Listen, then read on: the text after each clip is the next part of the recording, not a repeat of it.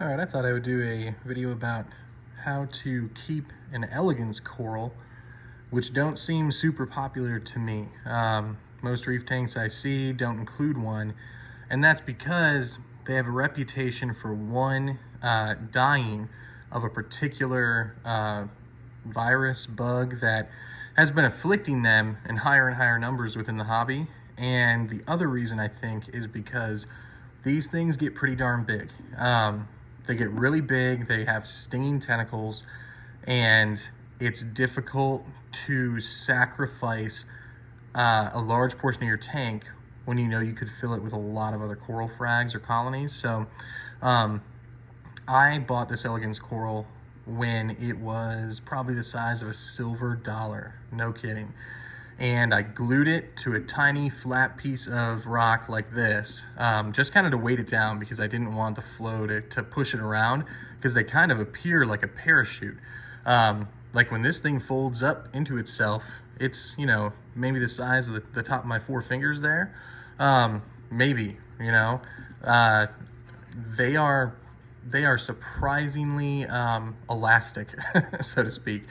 So when it does fully elasticize, which this isn't even opened up yet fully for the day, when they do fully, pump themselves up and push their tissue out, they can do some damage to anything that's around it. Mine eats snails, for example, like it's its job. So every time a snail gets on this rock over here, like this guy's dead for sure. He's gonna die soon. They get close enough, one of those tentacles will actually wrap it and yank it in, and they will hold the snail while it struggles until the sting has dispatched it, and then they'll squeeze it until the snail shell kind of falls off, and they'll eat the meat. No joke. So yeah, it's like this was a snail that got too close.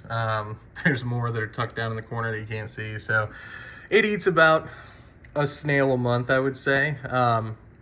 But the snails that are left are survivors. Anyway, what I do for this, so when I got this tank here, I found that I wanted to put the Elegance coral down here. I created kind of a sheer cliff of my rock, and I was like, I'm just gonna stick it down here. It'll be fine. And it was too much light. It was too close to the light there.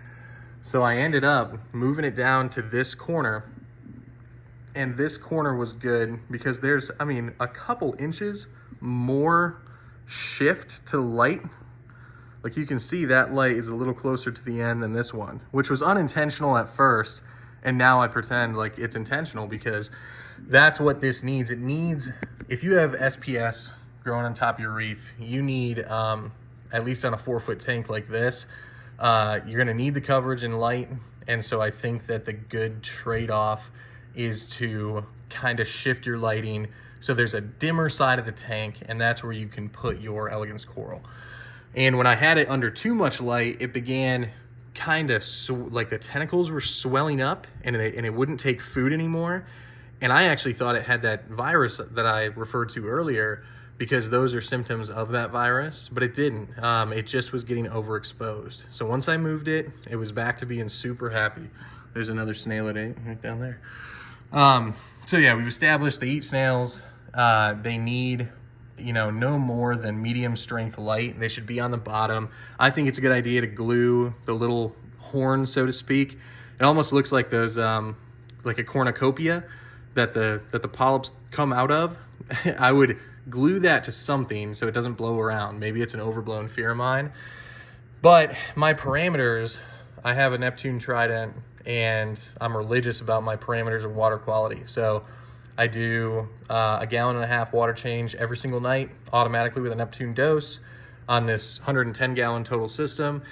And then I also keep my parameters very, very close, religiously close to 8.5 alkalinity, 425 calcium, and 1400 magnesium. And I've actually found, I don't know, it's a theory, but as my magnesium has dropped a couple of times toward 1300, I have noticed it'll stop taking food. So I don't know if it's just used to my parameters, or if these guys like a little bump in magnesium. A lot of people keep it at like 1350, but I found at 1400, this thing stays so happy. However, the one, great drawback of this, besides snail population decimation, is that it's huge. So again, this isn't fully extended yet, and you can see like it's taking up this entire corner of the tank. It's my most prominent piece. And eventually it could be the size of like a child's football, as I understand it. So I plan to just let it kind of build itself all around through this whole stretch of sand right here. And eventually it'll just be a massive, massive piece of what you see when you look at the tank, which I'm okay with. I'm totally fine. I just have some GSP growing on a rock here. I'll move it when I need to. But yeah, it's stunning. It draws everyone who visits and doesn't know reef tanks very well to the tank, and that's the one that they stare at the most. Like, I worked the hardest for this guy right here, my acro, and this is what they notice the most. This is what they all want to stare at. They all think it's an anemone, and then you can kind of explain to them about the different kind of corals there are and how it's actually not an anemone, and the ocean's diverse, and now you're having a conversation. So it's a conversation piece for sure, and it is mesmerizing to watch. But there are pros and cons to it.